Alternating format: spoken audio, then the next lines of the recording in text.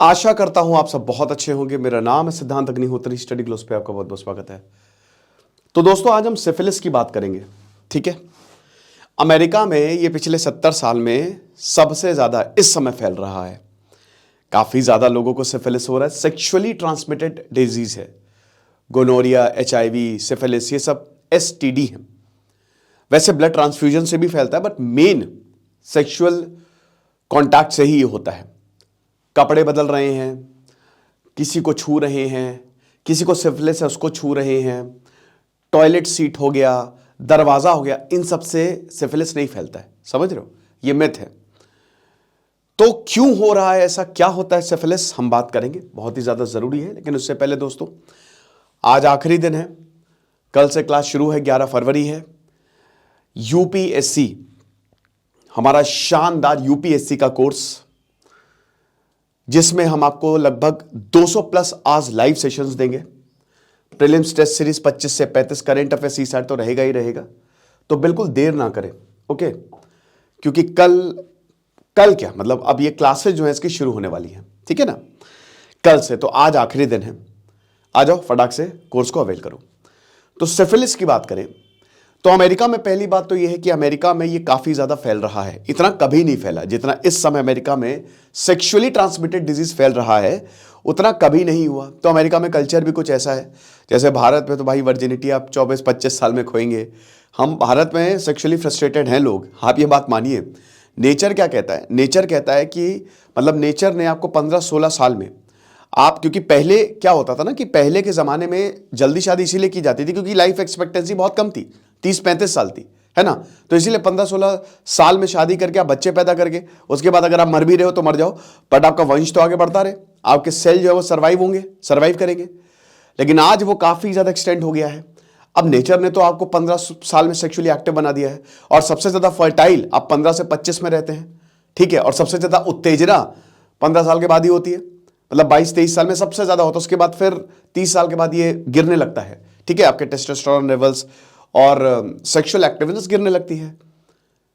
तो अब यहां पे अमेरिका में, यूरोप में तो 15-16 साल में ऑन एन एवरेज वहां पे लोग वर्जिनिटी खो देते हैं, चाहे औरत हो चाहे आदमी हो। लेकिन भारत में काफी ज्यादा एक्सटेंड होता है, ठीक है ना। 25, 26, 27, 28 ऐसे, इतना मतलब 30-32 तक, इतना तक एक्सटेंड हो जाता है, ठीक है।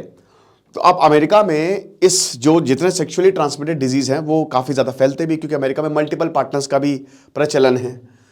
तो अब यहाँ पे मल्टीपल पार्टनर्स का बड़ा इंपॉर्टेंट कंसेप्ट है, क्योंकि यही मेन, आप एक बात समझिए कि अगर आप यौन संबंध बना रहे हो और आपके मल्टीपल पार्टनर्स हैं तो कोई भी बीमारी हो सकती है आपको, मतलब जो सेक्सुअल ट्रांसमिटेड डिजीज है उसके फैलने का खतरा ज़्यादा रहेगा। इससे सिफिलिस की बात करें, इससे बचने का तरीका है। क्या तरीका है? कि आप प्रोटेक्टेड सेक्स करें। बेसिकली ब्लड ट्रांसफ्यूजन से फैलता है ये, ठीक है। अगर माँ है तो बच्चे में भी आ सकता है ये, लेकिन मेन इसका जो जड़ है वो STD ही है, सेक्सुअल ट्रांसमिटेड। जो ट्रेपोनेमा पैलेडियम, ये बैक्टीरिया का नाम है, इस बैक्टीरिया से होता है ये, है ना। और ये अगर आप प्रोटेक्टेड सेक्स कर, अगर आप कॉन्डम यूज कर रहे हैं, ठीक है, तो ठीक है, वरना प्रॉब्लम है। ओरल सेक्स से भी होता है सिफिलिस, किसी को है, और अगर आपने उसके साथ यौन संबंध बनाया तो आपको हो सकता है ये, है ना। इसीलिए ही कहते हैं कि भाई मोनोगैमस रहो, ये ज्यादा बेटर है। अब सेकेंड पॉइंट ये है कि आखिरकार होता क्या है सिफिलिस में। तो आपकी बॉडी पे देखिए, इसमें 3 स्टेज होती है। प्राइमरी, सबसे पहले आती है आपकी प्राइमरी, ठीक है। तो प्राइमरी स्टेज में बैक्टीरिया एंटर कर गया। अब आपके मुंह में, आप मर्द हैं तो मेल में, मतलब वो पेनिस में, ठीक है, मतलब प्राइवेट पार्ट में, औरतों के वेजाइना में या फिर रेक्टम में, पिछवाड़े में आपको छाले हो जाएंगे। हाँ, और ये छालों में दर्द नहीं होता है। आमतौर पे छालों में दर्द होता है, इनडाइजेशन से छाले होते हैं, लेकिन इन छालों में दर्द होगा ही नहीं, और इसीलिए लोग इसको इलाज नहीं कराते हैं। VDRL टेस्ट होता है, ठीक है, RPV टेस्ट भी होता है, आपका ब्लड टेस्ट होता है, सिंपल आपका ब्लड लिया जाता है। उससे RPV थोड़ा महंगा होता है, RPV कार्बन। VDRL टेस्ट थोड़ा सस्ता, लेकिन इससे पता लगा लिया जाता है कि आपको सिफिलिस है कि नहीं। बट मैक्सिमम केसेस में क्या होता है, लोग इसमें टेस्ट नहीं कराते हैं। लोग सोचते हैं कि चलो यार छाला हो गया है, दर्द हो नहीं रहा है और क्या ही फर्क पड़ता है, ठीक है ना, छोड़ो, लीव इट। तो ये आपका रहता है तकरीबन, छाले जो है वो आपके जैसी बैक्टीरिया एंटर हुआ कुछ ही दिन में हो जाते हैं। सेकंड आपकी आती है सेकेंडरी स्टेज, ठीक है। अब सेकेंडरी स्टेज जो होती है, इसमें क्या रहता है कि आपकी बॉडी पर रैशेस पड़ने लगते हैं, है ना। छाले हुए वो अपने आप ठीक हो गया, आपने कहा कि चलो छोटी बात है, लेकिन कुछ ही दिनों बाद 4 से 8 हफ्तों बाद आपकी बॉडी पर रैशेस पड़ने लगेंगे, है ना। आपके हाथों पर रैशेस पड़ने लगेंगे और हो सकता है इसमें भी दर्द ना हो, इसमें भी खुजली ना हो, बट वो लाल धब्बे चकत्ते जो है वो पड़ने लगते हैं एकदम से। अब प्राइमरी और सेकेंडरी स्टेज में अगर आपको पता चला तो आप पेनिसिलिन के इंजेक्शन लगवा सकते हो।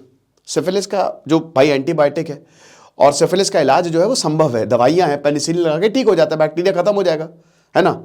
डीऑक्सीसिलिन, टेट्रासिसिलिन ये इसके अल्टरनेटिव है। लेकिन अगर ये चला गया लेटेंट स्टेज में, लेटेंट मतलब जो छुपा हुआ रहता है, तो प्रॉब्लम है। लेटेंट स्टेज का मतलब ये है कि अब बैक्टीरिया छुप गया और ये 1, 2, 5, 10 साल, 15 साल, 20 साल, कितना भी हो सकता है। लेटेंट स्टेज में आपका बैक्टीरिया मरा नहीं है, बस वो छुप गया है, समझ रहे हो। वो छुप के धीमे धीमे धीमे अपना काम कर रहा है। तो अगर प्राइमरी और सेकेंडरी में नहीं पकड़े गए तो आप लेटेंट में चले जाओगे। And the most important last होती है टर्जरी स्टेज, और टर्जरी स्टेज में ये आपके ऑर्गन को डैमेज कर देगा। आपकी आंख को डैमेज कर सकता है, न्यूरोसिफिलिस आपके दिमाग को डैमेज कर सकता है, आपके हार्ट को डैमेज कर सकता है, ब्लड को इन्फेक्ट कर सकता है। तो कहीं ना कहीं लास्ट स्टेज में ये आपके लिए बहुत बड़ी प्रॉब्लम क्रिएट कर देगा। तो बेटर यही है कि आप प्राइमरी सेकेंडरी अगर ऐसा कुछ है आपके साथ, क्योंकि सेकेंडरी स्टेज में एकदम फीवर आना होता है ना, आपके जॉइंट पेन होता है, मतलब कमजोरी आना होता है, भूख नहीं लगती है, ठीक है। तो ये सारे सिम्टम्स भी सेकेंडरी स्टेज में, और सिंपल एक ब्लड टेस्ट होता है, इससे आप आसानी से पता लगा सकते हो। वैसे भी मैं आपको ये रिकमेंड करूंगा कि यार 6-6 महीने पे अपना फुल बॉडी चेकअप करा लो। इतना पैसे फूकते रहते हो, ये बहुत जरूरी है।